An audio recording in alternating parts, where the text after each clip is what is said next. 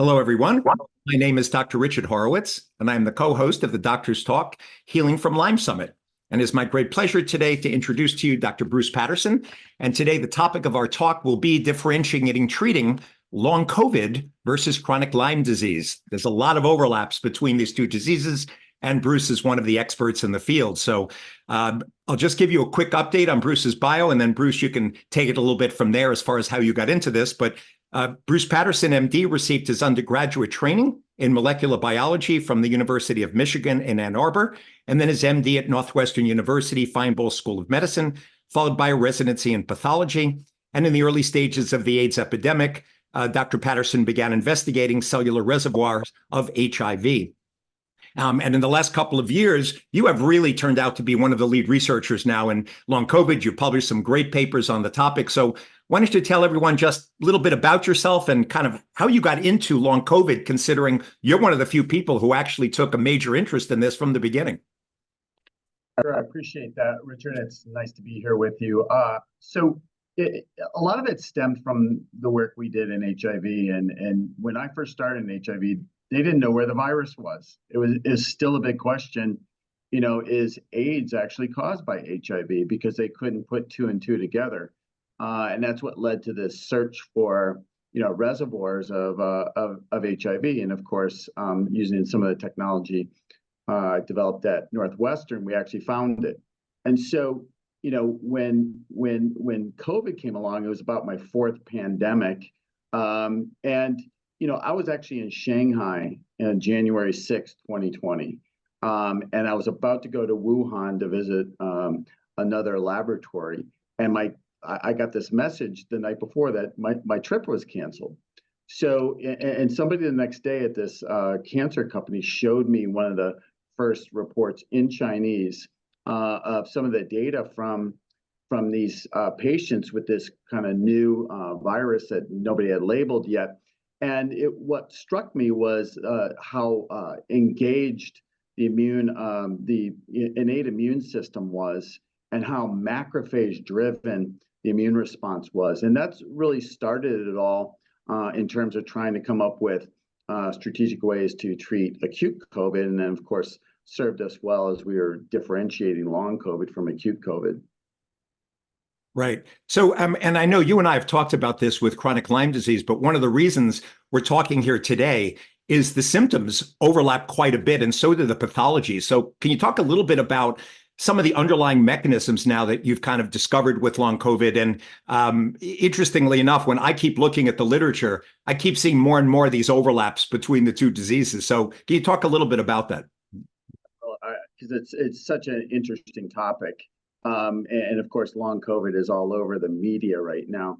However, Lyme, what struck me was when we first modeled long COVID in terms of using two separate algorithms, a severity index and a long hauler index, there was a very distinct immune signature in long COVID. And then when we did what's called a confusion matrix, where we looked at ME/CFS, chronic Lyme, some of the other chronic inflammatory conditions, what struck me was there was overlap for sure, but there was also very distinct areas that we could exploit from a diagnostic sense. So in other words, we wanted to use the similarities in terms of treatment, and we can get into that in a moment, because there is some commonality that we found in the underlying pathology of the two conditions, but there were some differences that initially we wanted to exploit in terms of distinguishing between long COVID and chronic Lyme and ME/CFS from a diagnostic standpoint. And that's actually the topic of our latest paper that's out in preprint and is being peer reviewed as we speak. Right. So, when you and I had talked at IHS a couple of years ago, you were mentioning at that point about CCL5 rantes, the chemokines, and the fact that we were seeing some of the inflammatory cytokines we see with Lyme. Can you explain a little bit about that cytokine panel, chemokines, like how they vary with what you're seeing in long COVID versus Lyme versus CFS, fibro? Like, how are these varying a bit? Right. I mean, and since we last discussed, we're up to, I think, close to 50,000 registered patients of all of these chronic inflammatory conditions. So we have more data to fall back on. But what was emerging was this pattern. The first thing that tipped us off was a cytokine called interleukin-8, which we didn't commonly see elevated in long COVID, but we saw elevated in two conditions: either patients who had long COVID-like symptoms who never had COVID but were vaccinated, so-called long vax, and Lyme. Both of those had elevations in interleukin-8. And then also in a separate kind of sub category using these algorithms, we saw elevations in interleukin-13. And these patients obviously turned out to be Lyme. So that really led us to what we now have later in this paper, which is a Lyme index. But in between there, we were able to distinguish Lyme because of either elevations of interleukin-8 and interferon gamma, or interleukin-13 plus interferon gamma, or Lyme patients had a long hauler index twice as elevated as long COVID itself. So we saw a long hauler index, which is a composite of interleukin-2 plus interferon gamma, and I'll explain why that's important in a moment, over CCL4. You know, in long COVID, it's between 0.75 and 3 long hauler index, for instance. But when we were seeing long hauler indices at 6, 8, 11, even somebody with 44, it was almost unequivocally Lyme. Right. So, and they just reported a little while ago that the people who've been exposed to Borrelia burgdorferi seem, right, to be getting more intense COVID symptoms. And one of the questions I asked you when I was looking at your cytokine panel for diagnosing long COVID was the VEGF, right, the vascular endothelial growth factor. And what's fascinating is we see that all the time in patients who have chronic Bartonella as a symptom that, hey, it's activating the endothelial cells, but you also see the VEGF. Now, do you think there's maybe an overlap with some of these that have BART, or you think it's maybe the spike proteins kind of affecting the endothelial cells, causing VEGF? Do you have a hypothesis as to why we're seeing this? Yes, it all comes back to the monocytes macrophages. And we found the S1 protein persisting in non-classical monocytes in long COVID, 15 months, 24 months, maybe even longer. And again, these non-classical monocytes bind to endothelium through the fractalkine receptor to a protein called fractalkine, which is expressed by endothelial cells. We have some very preliminary evidence that we can find Borrelia protein in these non-classical monocytes, which would suggest a very similar mechanism driven by kind of the phagocytosis of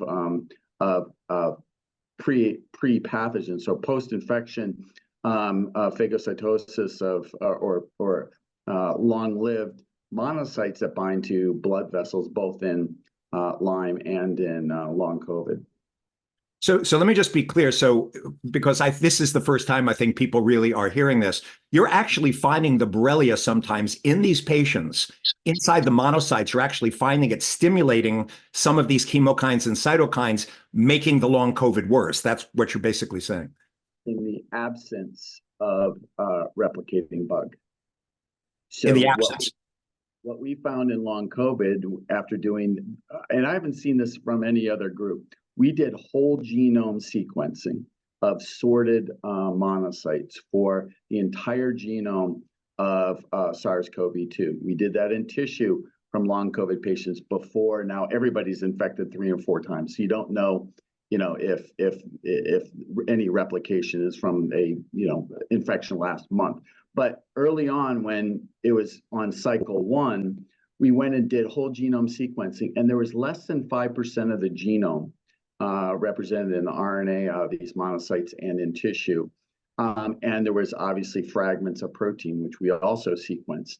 And so replication competence is far different than persistence, and it's not necessary. And we know that from the patients who got vaccinated, who have S1 protein in their monocytes and have the exact same symptoms, and there's no virus around. Okay, so then when we started searching for Borrelia in these cells and found cell wall we're doing some more transcriptomics right now on those cells to confirm whether or not there's actually replication competent bug in there. But at the end of the day, there's at least fragments of protein and probably fragments of nucleic acids that are more than enough to cause this vascular inflammation that we're seeing both in long COVID and in chronic Lyme.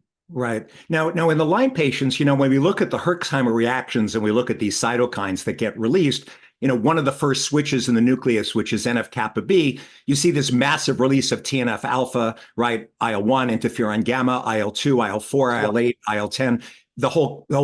So are you seeing, when you compare some of the long COVID patients who maybe don't have Lyme or BART or other infections with the ones who do, are you seeing higher amounts of TNF alpha in some of these cytokines? Like, are you able to differentiate just on the cytokines and chemokines themselves? Because previously in the Lyme literature, we knew that CCL13 was a marker of neurological Lyme, right? And CXCL19, John Hopkins said, hey, that's one of the ones you're seeing basically in long Lyme or chronic Lyme PTLDS.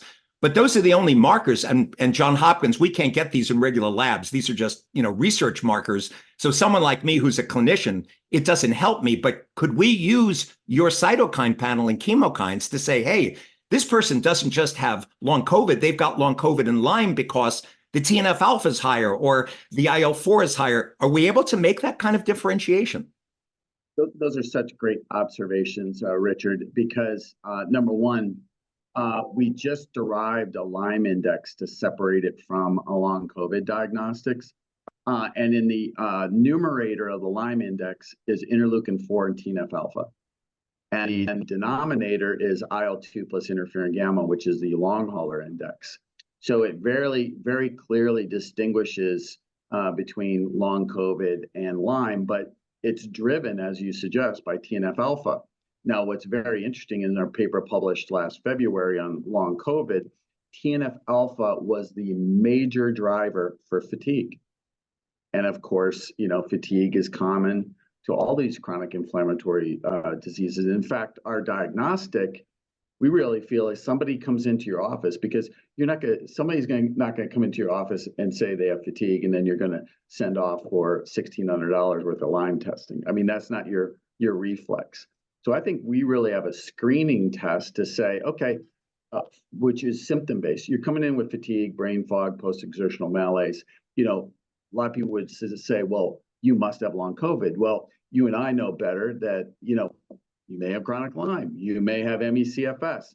We don't know, but if we use our cytokine panel, which was derived by machine learning, we can actually see these signatures. And of course, with this new Lyme index, if IL-4 and TNF alpha are elevated, in addition, IL-13, IL-8, the cytokines that are associated with Lyme, we kind of know we better reflex to speciation or at least some Lyme testing on top of it. Mm-hmm. So Bruce, I know you and I know this, but can you explain to people how they can access your laboratory within CellDX? Like, how do they get their doctor actually to do these tests? Because this is going to be really one of the great overlaps of all time. I mean, we'll discuss in a second, like all these chronic fatigue ME patients or fibro that may have other viruses like HHV6, EBV, et cetera. We'll talk in a second about how maybe your cytokines can help with that too. But how do patients get these testing? Can you explain a little bit about that? Yeah, so we're actually launching late this week or early next week our new website, www.healthbioai.com, which will have a portal and entry for physicians to order the testing, as well as patients with the physicians ordering testing. For right now, the place to order is through www.covidlonghaulers.com with an S.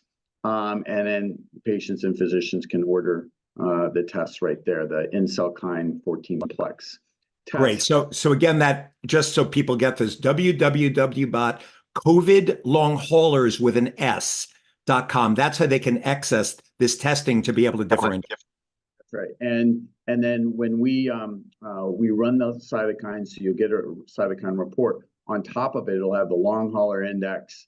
And very shortly, within a week or two, we will also be reporting out the Lyme index with the report and cutoffs for positivity. So, are you dealing with long COVID, or are you potentially dealing with chronic Lyme? And I'll tell you, the one thing the entire world is not recognizing is what we published in 2020, shortly after I got back from China, and that acute COVID causes immunosuppression.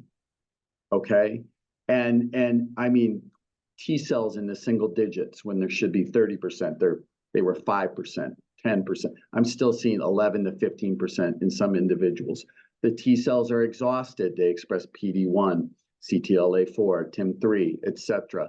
And what we published is the CD8s don't make granzyme A. So there was significant immunosuppression in acute COVID, and it still exists to this day. And so you're susceptible, if you have undiagnosed or inadequately treated tick-borne bugs, they can come out and start replicating again. The chronic herpes family viruses start replicating again. And then, finding this new mechanism in immunology where, just as we've said in the past, debris or pieces and parts, pieces of protein, pieces of nucleic acid carried by monocytes, macrophages is a new mechanism for pathogen persistence that could change really the face of any these post-infectious conditions, where to the point where I feel like sorting any immune condition, whether it's autoimmunity, these chronic inflammatory conditions, sorting these monocytes and doing proteomics and transcriptomics to figure out, are there foreign proteins, are there foreign nucleic acids being carried in these cells for months, if not years, if not decades? So it's fascinating. When we've been publishing our studies for the last couple of years, I published one on chronic Lyme a few years ago in the journal Healthcare, where we showed that immune suppression does happen with Lyme, because we got about 20% of our patients with low IgGs. They had chronic variable immune deficiency. 85% had subclass deficiencies in 1 and 3. And in Lyme, classes 1 and 3 go up with acute Lyme, but interesting, they were down with chronic Lyme. But the last paper we published about 4 months ago in Microorganisms, we found that the people who had the most Bartonella species, right, 2, 3, 4 Bartonella species, they were also immune suppressed, and in fact had the worst immune suppression, where they either were on subcutaneous immunoglobulins, or they needed IVIG, or they had a chronic inflammatory demyelinating polyneuropathy, or the worst, autonomic neuropathy with POTS dysautonomia, happened in those patients who had Bartonella, not just Lyme. Now, you were previously saying we're sometimes seeing these non-replicating forms. Are you talking about, lately in Lyme, what's really come out that's been great in my practice is the notion of these biofilm persister forms, these dormant forms that are all the way down in the biofilms. Are you talking that? Or are you talking more like L forms, S forms, cell wall deficient forms of Borrelia, but not necessarily the ones under biofilms? Yeah, I'm talking even different than that. I'm saying that, as infected cells get destroyed and there's phagocytosis by different monocyte lineage cells, that they're capable of carrying foreign protein. And we know from the literature that if you tap a knee that's swollen and you can find Borrelia cell wall, Borrelia peptidoglycan, I'm saying that those can be carried by monocytes, macrophages in even a different mechanism than biofilms.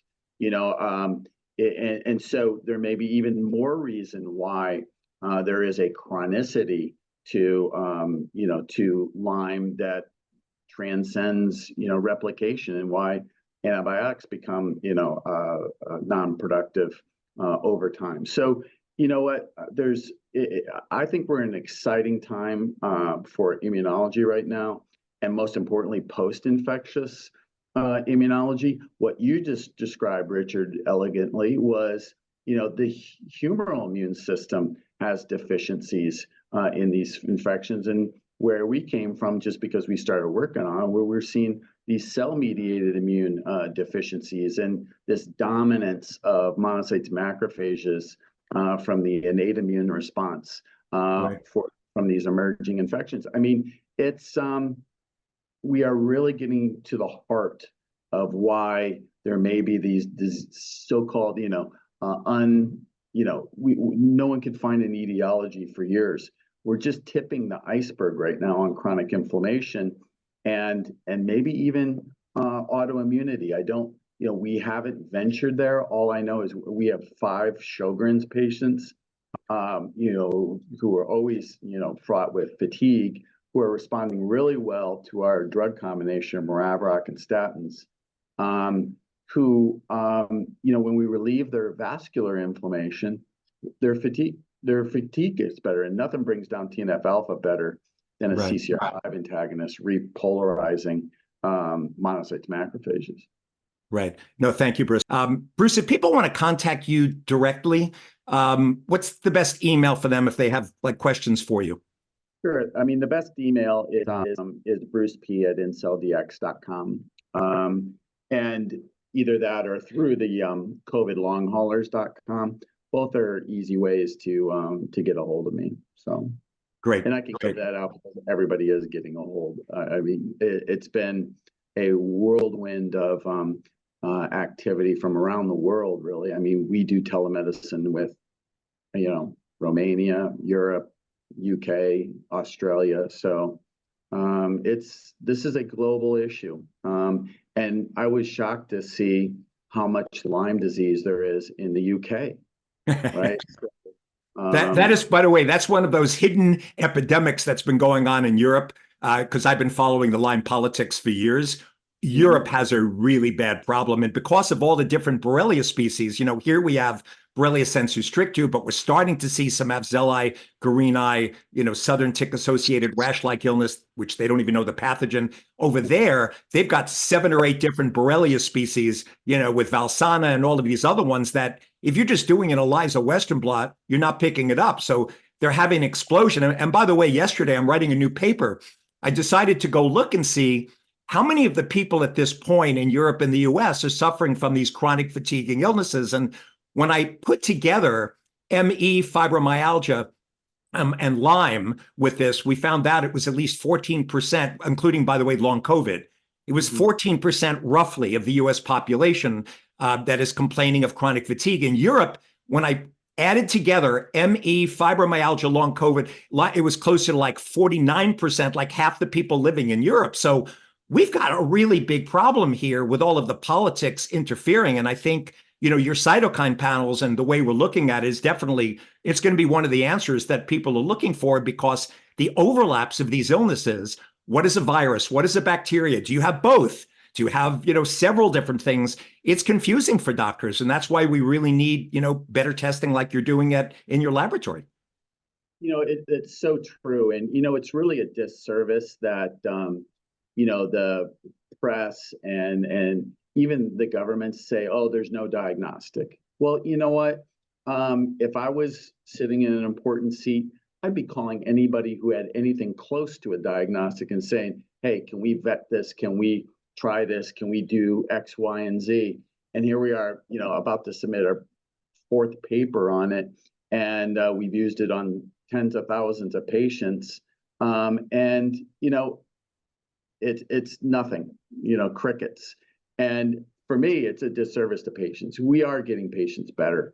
We're very excited. Our announcement next week will be that the FDA has given us the green light to start our clinical trial on Maravroc and statins for long COVID, which of course addresses the vascular inflammation caused by high non-classical monocytes and carrying S1, et cetera. So it's going to be out there, but I feel like the word is about 1.5 years or 2 years behind what we've been doing, and it'll change next week. Right. So one of the things clinically, and you can please feel free to, give more information. When we're trying to differentiate long COVID from people with chronic Lyme, one of the things I usually tell people with Lyme, the symptoms come and go. There's good and bad days. The joint pain, muscle pain, and nerve pain, tingling, numbness, burning, stabbing, migrates. It's actually the only disease in medicine that does that. And we do get neuropathy, of course, with long COVID too. But especially with antibiotics, you're going to see Herxheimer's, cytokine release, or improvement. If you're just dealing with long COVID, obviously with a virus, you're not going to see that necessarily with the good and bad days and migratory pain. And of course, with COVID, do you find a lot of these people with long COVID have lost their sense of smell? They've lost their sense of taste. Can you elaborate a little bit more on the clinical symptoms these people are having? The interesting thing is it can all be traced back to chronic inflammation. I mean, we've talked a lot about TNF alpha. Well, TNF alpha is a major driver of fatigue from our paper. But you know what? TNF alpha and interleukin 1 beta are major down regulators of serotonin, which can lead to anxiety and depression. We see that all the time in long COVID. There's a great few papers on anxiety and depression in chronic Lyme. There's now a paper that I'm aware of on dysautonomia in chronic Lyme. So as you suggested earlier, the overlaps are even more profound. But you know what? It's the underlying pathology that is also similar. It's similar because it's being caused by different organisms. But at the end of the day, we're seeing very much the same pattern: vascular inflammation, which causes, of course, dilated blood vessels, headache, migraines, brain fog, ringing in the ears. Dilated blood vessels, lower blood pressure, increased heart rate, POTS.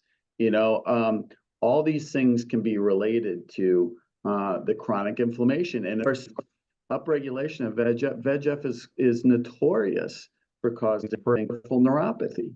So that's what we see in long COVID, is more of a peripheral neuropathy. If I see someone with joint and muscle pains, I'm starting to start thinking maybe Lyme at that point, because I don't see a lot of that. The sense of taste and smell, I see obviously in acute COVID, it's predominant. I don't see a lot of it in long COVID. I'll have patients come in who have long COVID and they'll say, I don't have my taste and smell. They still have elevated interleukin 6, which tells me that, maybe they were on another cycle of acute COVID that went on undiagnosed. So, these days with milder acute COVID, I mean, it's the wild, wild west. I mean, you have long COVID patients are on their third, fourth round of acute COVID, and long COVID, acute COVID, immunosuppression, the chronic herpes family viruses reactivating, Lyme. I mean, you really have to break this vicious cycle. And I have this figure in my slide deck, which shows infection, inflammation, symptoms, treatment, infection, inflammation, symptoms, treatment. You have to break that cycle. And that's why we got away from steroids, because steroids are going to do nothing but accelerate that cycle. So that's why we look towards, the CCR5 antagonists, which are immune modulators, as opposed to, anything that's immunosuppressive. Right. Talking about immune modulators, when I was going through the literature, I'm in the process of writing up another paper on high-dose dapsone combination therapy with case studies, because we published an article a few months ago in Microorganisms. And before I spoke to you, I made sure I went through the literature to go through every point of the 16-point MSIDS map, because I knew that there were at least 8 or 9 factors on my 16-point. And it's exactly what you said. It's infections, inflammation, and immune dysfunction in both diseases. The only difference is one's a virus, one's a bacteria. But the 6 causes of inflammation that I find in my Lyme patients, chronic infections, right? And they've shown in COVID, they can be viral persistence. In fact, we'll talk in a second. They're finding it in sometimes affecting the microbiome of the gut, in the intestines, right? Lowering serotonin, right? This came out a while back. So we're finding chronic infections. We're finding microbiome changes like they are with COVID. We're finding that leaky gut, inflammatory, changes are there with mast cell disorder, sleep disorders, mineral deficiencies. Early in COVID, air pollution, right, was a problem because the people living there had the worst outcomes from free radical stress. And then the downstream effects of the inflammation were exactly the same. They're getting POTS, they're getting mitochondrial dysfunction, they're getting hormone disruption, liver abnormalities. Every one of the 16 points on the MSIDS map is showing up in long COVID. So, it's fascinating. You're right that these diseases are following the same track. And I think it's fascinating that you're one of the only guys who's actually tried to figure out by chemokines and cytokines how we differentiate it, apart from me as a clinician, right, looking at it and, from a slightly different perspective. But there are definitely major overlaps, and people are getting, of course, both diseases, or, as you said, multiple courses of COVID, right? It's mixing everything up at the same time. Correct. And to not have a means to parse through that, like we do, I think is, like I said, it's a disservice. And one of the big issues is I see these long COVID patients papers coming out all the time. 10,000 patients in JAMA looking at symptoms, fatigue, brain fog, and post-exertional malaise. Seriously?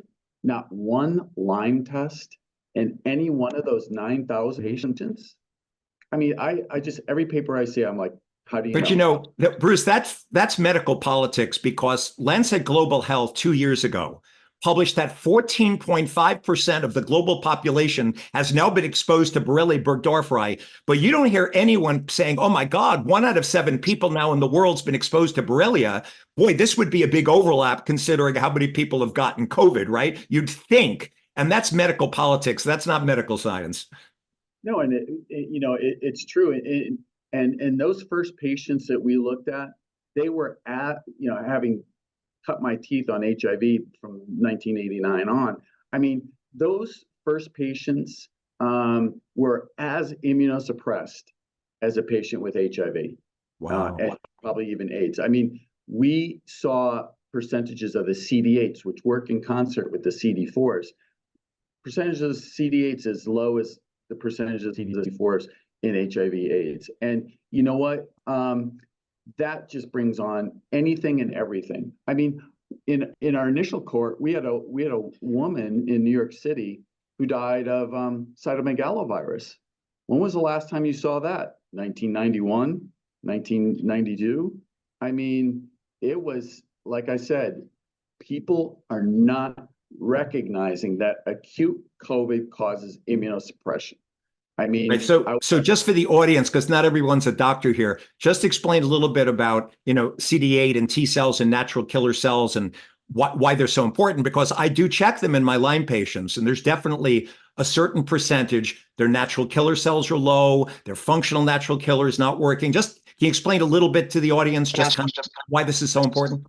Yeah, so there's 2 major arms of the adaptive immune system. We've talked about it. There's the humoral arm, which makes antibodies, which is major first line against usually bacteria, and then of course there's cell-mediated immunity, which is basically CD4 T cells, which work in concert with CD8 T cells to form cell-mediated immunity, which takes care of intracellular viruses, intracellular bacteria, tumor, and when one or both are affected, you're going to have sequelae of whatever made them, abnormal or low. And we're seeing both of that. And, one of the things that was really interesting by using the CCR5 antagonist was we saw an increase in lymphocytes. And I've had patients who have run notoriously low lymphocyte counts. All of a sudden, their lymphocytes are coming back. And also, brought back the CD8 T cells in 3 to 4 weeks. So, there's ways to help the immune system recover, which allows it to fight off or continue to fight off these chronic herpes family viruses, which have, a known mechanism for latency. And some of these other organisms, in particular bacteria, intracellular bacteria, which have their own way of evading the immune system and forming reservoirs. So, everything plays in play right now. And you know what? Sometimes I tell my patients, I don't care what I label it right now. I'm going to treat your vascular inflammation first, because that's causing your symptoms, fatigue, brain fog, to a patient. Long COVID patients have hot, cold, and sensitivity. I think so do chronic Lyme patients, because their blood vessels are inflamed, they're dilated, they can't regulate their body temperature. So my quick window into what their blood vessels are doing, if I see them at 3 or 4 weeks, the medications don't sort of kick in until maybe 4 to 6 weeks. I'm like, well, what about hot colon sensitivity? Well, that's gotten better. So that's sort of my window into the blood vessels. But it's this interrelationship between the two, whether it's viral or bacterial. I think this issue of persistence, where you can actually have persistence of pieces of the organism in addition to the entire organism, is a new area that we really need to study, because I think that's in play in a number of these conditions. No, and in Lyme a couple of years ago, some of the researchers had discovered peptidoglycans that there were also pieces of Lyme. And of course, these are doctors that were not necessarily believing that chronic Lyme is a persistent infection. They were just basically saying, oh, it's the pieces of the organism driving some of the autoimmunity. And of course, it's never black or white. You can have pieces of an organism. You could also have active infections. So regarding that, you were talking about these viruses. With your cytokine panels, and you're looking at this, you were talking about cytomegalovirus. Should we be looking for, I look for example, HHV6 and Epstein-Barr reactivation in a lot of these patients. We should also be looking for CMV. Are there other viruses or things we should be looking for, both in antibody and PCR testing, let's say through local labs, not even specialized? Is there anything you recommend? Absolutely. And to that point, I highly recommend doing DNA PCR. So cytomegalovirus, DNA PCR, Epstein-Barr virus, DNA PCR, HHV6. Back at Stanford, I had an assay that could look at RNA to DNA ratios, which we're trying to bring up right now, so we can tell on that day at that blood draw you were reactivated because your RNA was 3 times the amount of your DNA. So it must be reactivation, because the serology in chronic herpes family viruses is very unreliable. IgM is basically worthless for these chronic herpes family viruses. I'm not a big believer in the titer of IgG making some sort of inference as to reactivation or not. Just do DNA PCR, because that gives you 2 scenarios. You're infected and it's latent, or you're infected and it's reactivated. And it eliminates this, I've been exposed to it in the past. Okay. That is so fascinating, because so many of my patients ask me this question because their EBV HHV6 always stays high. And I said to them, normally, in immunology, we learn as docs, it's a 4-fold increase in titers. It tells you it's but you don't see that with these kind of viral infections. So your point is we really should be doing broader viral screenings. Now, I can, of course, get the only RNA I do as a Lyme doc is I'll use, for example, IGNX for a FISH test, right? For Babesia or Bartonella or T labs, but I can't get those kind of, ratios. Is Stanford in your lab one of the only places that's doing this? We didn't even get it up and live at Stanford, but we're working on it at InCellDX, because I think it's a game changer. I mean, if you can say at that moment, you have reactivated EBV or you have reactivated CMV, it's so important, because what we'll do is if we see the markers of vascular inflammation, SCD40L, CCL5, VEGF, which are all made by activated platelets and on inflamed, blood vessels, we'll treat that. But if we sense if there's a DNA positivity, we may add Valtrex to that, or acyclovir, to the Maravroc and statins to treat presumably what's an exacerbation of ME/CFS and maybe not long COVID, because it's going to have this exact same symptoms. So again, during that acute COVID phase, if there's reactivation of herpes family virus, and oh, by the way, has the same symptoms as, quote, long COVID, you have to say, well, this is an exacerbation of ME/CFS. This isn't long COVID. I mean, I truly believe in long COVID being its own entity. There's no doubt about that. But I think you have to ask several questions when a patient comes in with fatigue, brain fog, and post-exertional malaise. A, is it acute COVID? B, is it long COVID? C, is it an exacerbated ME/CFS, or D, is it a recrudescence of one of the tick-borne organisms? Right. And of course, it can be all of the above also, because in my population, and again, with COVID and Lyme, chronic Lyme, the adrenals can be low. If you don't address the adrenals, they don't pick up their energy. If they have got POTS and they've got low blood pressure and you don't pick up their blood pressure, right, and treat the dysautonomia, you control the antibiotics you want, they're still going to be tired and have brain fog because they're not perfusing their brain. So it's never a one, or, in my world, it's always an overlap, right? I tell people the analogy is a patient goes into a doctor's office with 16 nails in their foot and says, I have foot pain. And the doctor pulls out one of the nails and says, come back in a month. You and I both know these are multifactorial. It's like there's never one cause for one disease that we learned in medical school. It's now all these overlapping factors of multiple inflammatory triggers, multiple downstream effects of the inflammation. So, by the way, I want to get back to the Marivoc and the pravastatin. To get this covered, because again, people who have not been following your work, just tell them a little bit, because they may not realize this is an HIV drug that you're repurposing here. First of all, how do you get this covered? Because this is a question I've been having from some of my patients, and is the only way to prove that we want to give Marivoc at this point pravastatin, and I'll get to ivermectin in a second, because I think you were using it early on, and all the controversies about this. If you could just address it a bit, like, do you think there's any role at this point for the virus with ivermectin, or at this point is it mostly Marivoc pravastatin? And again, how do we get this covered? Yeah, so great question. Number one, we only used ivermectin when we were testing a variety of different drugs with our panel to see how they influenced inflammation.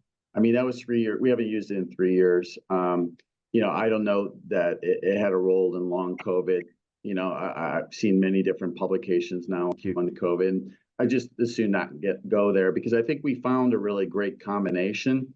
And yes, Marivoc is not an HIV drug. It's used in HIV because it's an entry inhibitor. And I think that was a total fluke, okay, that HIV happened to use CCR5 to gain entry into immune cells, because the CCR5, RANTE, CCR5, CCL5 axis in immunology is so exquisitely elegant.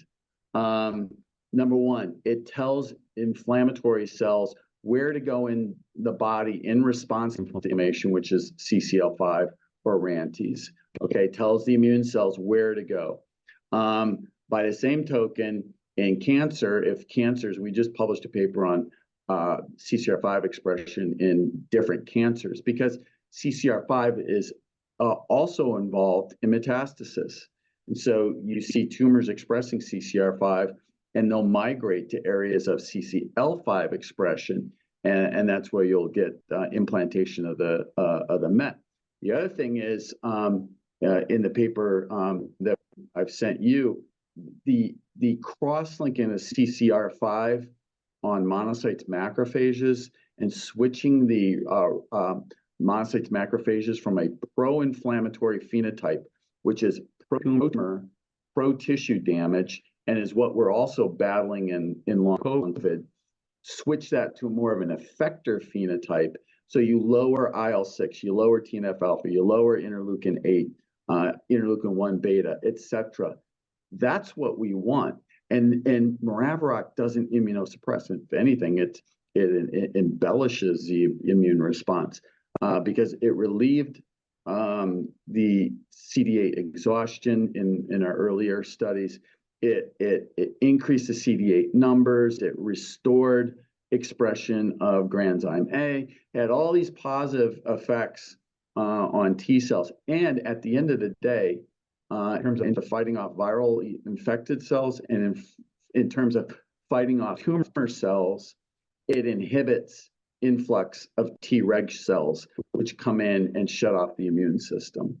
So, and you can adjust the effects of Marivoc by dosing. So say in tumor, you want to inhibit Tregs, which are expressing CCR5, but you don't want to inhibit the effector CD8 cells against the tumor. But the effector CD8 T cells have much higher receptor levels on the surface of the cell. So by monitoring receptor occupancy, you can manipulate that immune response, and I think that is going to be an exquisite mechanism for cancer therapy going forward. But in the meantime, it's also allowing us to shut off immune responses that we don't want, i.e., vascular inflammation. Right. And by the way, Bruce, what's fascinating about the vascular inflammation in tumors, just like with Bartonella increasing VEGF, we know this. VEGF, of course, goes in with tumors, but BART has now been associated with melanoma. It's been associated with inflammatory breast. So we know the virus have been associated with cancer for years, whether it's HPV or hepatitis C, hepatitis B. But it wasn't, I think, as clearly defined. H. pylori may have been the best one as far as B-cell lymphomas, but I don't think people have realized that Lyme and Bartonella have both been associated with B-cell lymphomas, right? And you can see BART associated. So it's interesting. So the CCL5 really has a role with all of this, right, as a separate marker. And CCR5 antagonism directly inhibits VEGF production. Right. So again, it lowers this pro-tumor, obviously VEGF being a big player in tumor angiogenesis, of course in BART and other infections that cause VEGF. Maraviroc a perfect drug for that. So again, how do we get it? Can you just tell people like side effects of because people are probably wondering, oh my God, I think I have long COVID. How do I get this drug? What are the side effects? What's the efficacy rates? Can you kind of pull this out a little bit for us? Yeah, I'll just add in one point about statins is we use sub-cholesterol lowering doses of statins, and statins downregulate fractalkine, which is the protein that these pro-inflammatory monocytes bind to on blood vessels. So it's really a two-pronged attack. Now, in terms of access to drugs, we're starting our RCT. We're making a single-dose pill for the RCT, which is a combination of Maraviroc and atorvastatin. And, the side effects in probably close to 18,000 patients out there that we've used it is very, very mild. We haven't had to take one patient off of Maraviroc because of side effects. Or liver, there's a black box warning for liver, which was done in HIV patients, so 12 years ago. And then since then, there's been 5-year safety profile of Maraviroc. It's been well published, and is a great drug and very well tolerated. It's a really exciting opportunity because here we have in a pill form a very, very potent immune modulator that, CCR5 antagonists are being used in cancer in addition to the checkpoint inhibitors. And now we're using it in post-viral infections to remodel a damaging immune response. We're really excited about the future.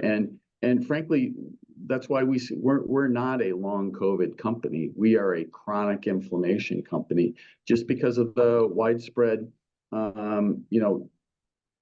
finding of vascular inflammation in this great drug combination that treats it. Right. How long does it take? So again, getting a coverage, you have to have a positive profile from your lab from Incell DX, and how long does it take before people would see, for example, a response? So what we do is, number one, the test is covered, widespread coverage, including Medicare. So we're excited about that. The drug still has spotty coverage. Some payers pay it, some people don't. We write it for inflammation, obviously not, for inhibiting R5 isolates of HIV. And frankly, we're honest about it. We're writing it for this mechanism, and we're writing it as for inflammation. And it's a way of getting around having to use steroids. So, and again, what we're doing in parallel with our RCT is now going to the payers and setting up our own, drug ID, making our own pills, and then we'll be applying for reimbursement. So by the time our RCT is done, in the latter part of 2024, we should have all that covered.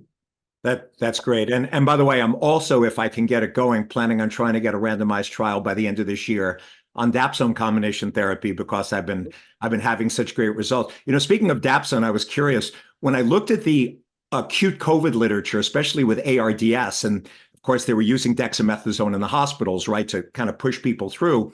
There was a study in 40 patients where they had, and it was a blinded study, and they put 20 of them on dapsone at 100 milligrams a day. 100 didn't take it, and they found that it cleared and stopped the ARDS from actually happening. Have you seen any of this? Because it's the only study I really saw in COVID where they were using dapsone, because ARDS obviously is one of the worst consequences, but it was the earlier versions of the virus that, of course, were causing this. We don't see it as much in the later versions.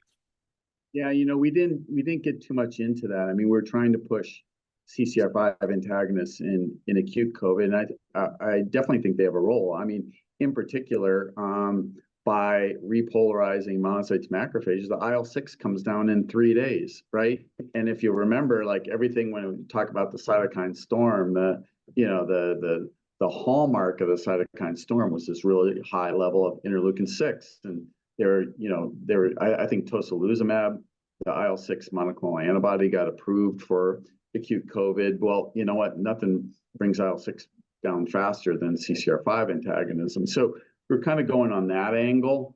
And then, as you say, we moved quickly from the alpha variant into Delta and some of the other variants. And we weren't, we got away a little bit because what happened is when I got back from China, we started an acute COVID trial very quickly with CCR5 antagonists. And we found, when we followed the patients 30 days, 60 days, 90 days, that's when we found that, hey, you know what, these patients were better. They were out of the hospital. They didn't die. But you know what, at 90 days, their immune system was nowhere near normal. And that's when we used machine learning and AI to say, okay, at 90 days, their immune system's abnormal, but it's abnormal in a different way than acute COVID. And so we used, obviously, machine learning to tell us at different ways. And we got this great separation, of cluster analysis where long COVID was a distinct separate cluster from acute COVID. And we're able to model that. And that was really the beginnings of the long COVID diagnostic, which we've since obviously refined with additional algorithms. And now, of course, we have the Lyme index to go along with it. Right. So, Bruce, we're coming. Boy, that was a fast hour. You and I have been speaking for almost an hour. It went like nothing. So we're almost actually at the end of the hour. Do you have any final comments? I mean, the only comment I would want to make on it is congrats, because you've done an amazing job on this. And really, I learned a lot, actually. I learned a lot every time I speak to you on this. But any final comments you want to make about where you think this is going, about the overlap of the tick-borne and long COVID? And again, remind people how to get in touch with you in your lab, because I know you're going to probably get a lot of calls after this interview. Well, thank you, Richard. And I always learn something from you every time we talk about Lyme and the tick-borne organisms. I'm being a pathologist. I knew superficially, but I'm getting up to speed on on the bugs themselves, different treatments, et cetera. And I think I'd like there to be more dialogue between kind of, as I've always said, there's the bugs, and then there's the immune system. The immune system's causing your symptoms. Let's take care of that. And then, we need Lyme literate doctors to take care of the bugs. But I think there needs to be more discussion like we're having about how do we attack it, maybe at the same time. And what's the approach? We treat the bugs first. We treat the immune system first. I hope that this opens up much greater dialogue on that front. I'm really excited about it because it is rampant. And like I said, I've seen the numbers in the UK and Europe in terms of, Borrelia, other species. It's incredible. And we have to, these are treatable. We have to know the difference between long COVID and chronic Lyme. And I think we just nailed that with our Lyme index. So www.covidlonghaulers.com is for right now. We'll have an announcement later on this week or next week for our new enterprise. So thank you so much. It's been a pleasure. Like I said, I always learn something when we talk, and I hope this can continue. No, that I think, look, this is going to be one of the most important talks in the summit because of how big, of course, COVID is at this point. And, from in my world, what I learned and what I take home from all of this is I've been developing this 16-point map with, 6 overlapping causes of inflammation, 10 downstream effects, which, by the way, are exactly the same in Lyme and in COVID because I did the literature search. But what it says to me is, although the vast majority of my patients are getting better by addressing the underlying immune effects and the downstream effects, there's always going to be a certain subset of patients in this day and age who just doesn't recover to the same extent. And this really, the question mark for all of us then is, hey, because COVID even could be asymptomatic, right? In some of these people, did it affect your immune system? And is it having an effect? And we're now finding, for example, the mold toxins, which is in the last paper we did, it was 84%. Gliotoxins are immunosuppressive. So, as we expand this out, the virus is creating havoc with the immune system. The environmental toxins are creating havoc. The Lyme-Bart's creating havoc. We've got all of these factors now causing inflammation, causing havoc with the immune system. And you've got to get to the underlying effects. And this is a really important one that I think everyone needs to be aware of. Great. Yeah. Yeah. So, Bruce, thank you again. This was a fabulous talk. I look forward for you and I even possibly collaborating at some point in the future because we're seeing so many, overlaps with but I just want to thank everyone again for attending today. This was the Healing from Lyme Summit. You're speaking to Dr. Bruce Patterson, and I'm your co-host, Dr. Richard Horowitz. We're talking about differentiating long COVID from chronic Lyme and possible differential diagnosis and treatments. Fabulous conversation today. Thank you again, Bruce. I look forward to speaking to everyone in the near future, and we'll see everyone soon. My pleasure. Bye-bye.